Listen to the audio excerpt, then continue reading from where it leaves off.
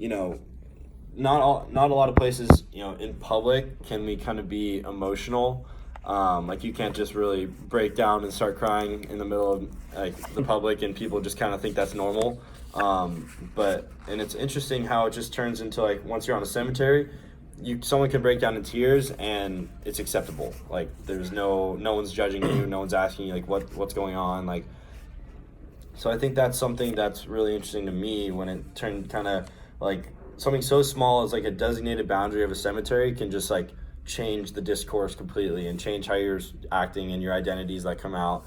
And so that's kind of like that's very significant to us when we were on the property, and I think that's just like a common theme around the world when it comes to cemeteries and how it's just a unified identity that comes out when you're there.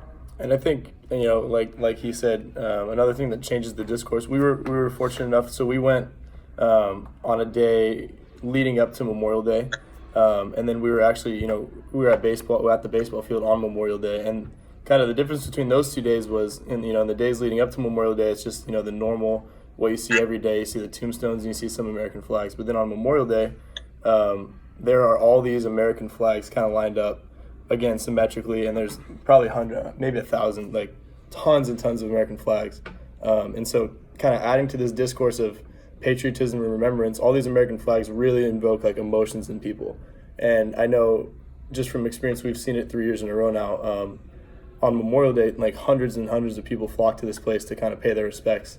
And I just think that's a very special, unique aspect of the cemetery that I don't think a lot of people or a lot of places can kind of induce in someone. And like Chase said, it's a very emotional time, especially for those, families and friends who come out to see loved ones who have passed on those days. With all that emotion kind of pent up is a different experience than normal. And so it invokes patriotism, it invokes kind of remembrance in it, and it those emotions kind of really come out, especially on days like Memorial Day. So that was one thing I noticed. You got anything else? I think that's kind of yeah. It's kind of what we. So we're gonna wrap it up with maybe some questions from our audience.